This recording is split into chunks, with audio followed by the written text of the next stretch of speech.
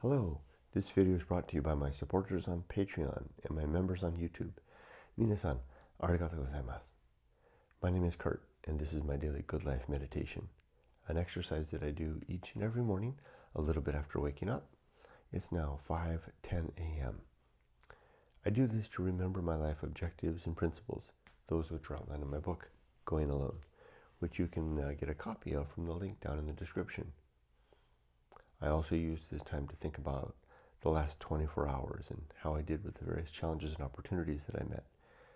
I plan for the coming day, and then I ready myself for death. But before I do any of that, I like to read a book first, or a poem, that is.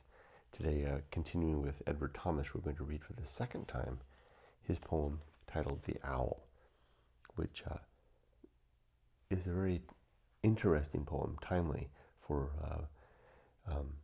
Thomas's period of life, which is the early 19th century, living in England, rural England.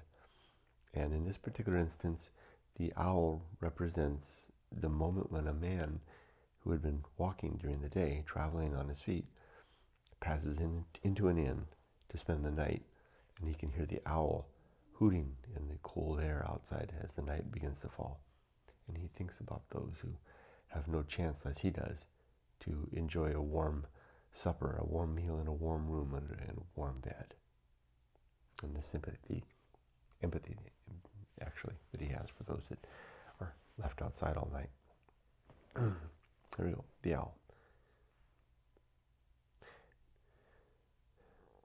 The owl. Downhill I came, hungry and yet not starved, cold, yet had heat within me that was proof against the north wind, tired, yet so that rest had seemed the sweetest thing under a roof. Then at the inn I had food, fire, and rest, knowing how hungry, cold, and tired was I. All of the night was quite barred out except an owl's cry, a most melancholy cry, shaken out long and clear upon the hill. No merry note nor cause of merriment, but one telling me plain what I had escaped and others could not, that night as in I went.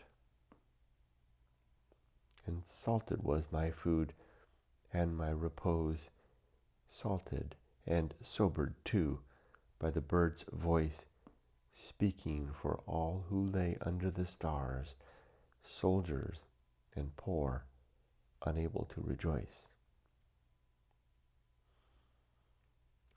A very, again, just to summarize it, a very sober poem, speaking of a one-man traveler's thoughts of those fellows left outdoors in the cold night as he makes his retreat indoors to the warmth of an inn with the food, the shelter, and a nice bed. Good poem. All right, carry on with it. Last 24 hours. Not the best. I didn't sleep as well as I could have. I think maybe I had a little too much wine. I had a second glass of wine last night. I was kind of enjoying the start of the long holiday, the holiday weekend going into New Year. And after my first glass of wine, which is usually what I limit myself to, I poured a second. And I think that got to me.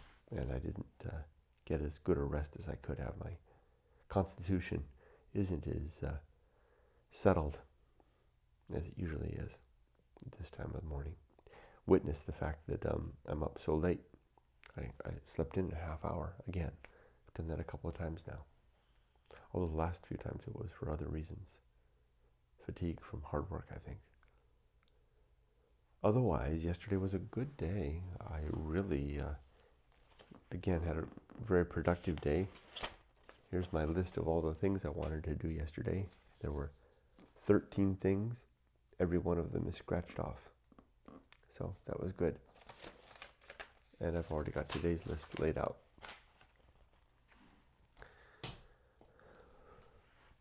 Was there anything that challenged me in any way yesterday? No, not necessarily. Although I do know that I was appreciative of having my checklist. I not a, I don't know. I don't really know what to do with. I'm not one that can sit around and watch TV. Although maybe that would be nice if I could change that about myself. So if I don't have things to do, I'm kind of at a loss. I'm dawning discovery about myself. Maybe we'll add that to the checklist, as ironic as that sounds for today, is to think about my inability to rest.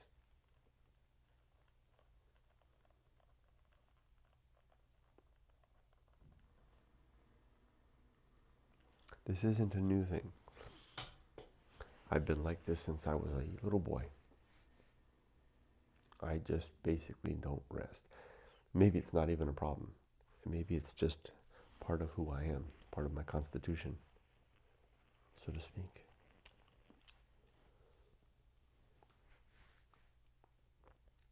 Okay, let's do the Good Life Creed.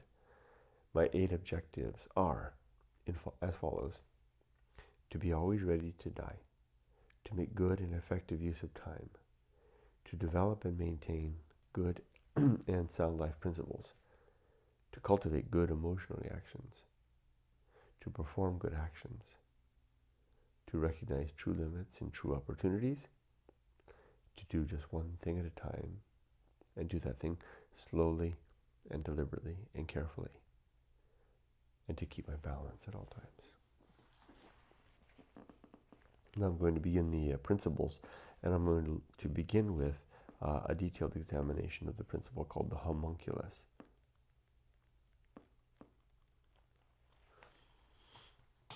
There are 35 principles. The homunculus is number 3, and it refers to the conceptualization of a little man or woman inside our head who is steering things, and we all sense it. We all feel it right now. I imagine you and I both can sense it. It's like having somebody right behind your forehead in there steering the controls, looking out your eyes. You don't feel that sense down in your left toe. It's right up here, suitably, given that that's where our brain is, and that's where the seat of our major senses are. I use this idea for 2 purposes. One, as a substitute for the concept of a soul. The center of my conscious being is right here. You can cut off my arm, my hand, and that conscious sense will remain. Not so if you cut off my head. So there's something to that. The seat of my being, my conscious being, is within me, within my head, and sustained by my biological functions and the fact that I'm alive still. That's the second part. When I die, when my heart stops beating, or whatever happens that causes me to cease life, cease consciousness, permanently, death, that thing that I am, that homunculus, won't get away.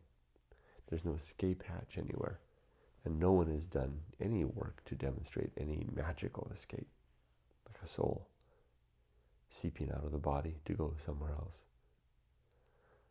So with that in mind, with the fact that who I am is an aspect of me and trapped within me and can't escape away from me, when I die, that means that whatever happens to my body, so too happens to the rest of me.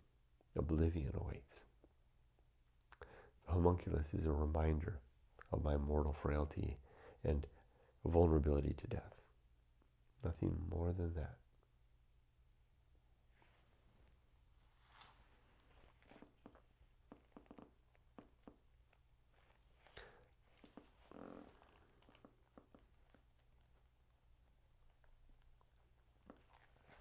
All right, let's do the complete good life principles, 35.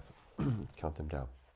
These are war, reason, homunculus, anchor hold, home of good and evil, purpose, atomic principle, nature, pirate ride, maturity, social principle, family, public speaking, temperance, life will not go well, the horror show, that which must be born, the feast of offal, distraction, agency, and the great indifference.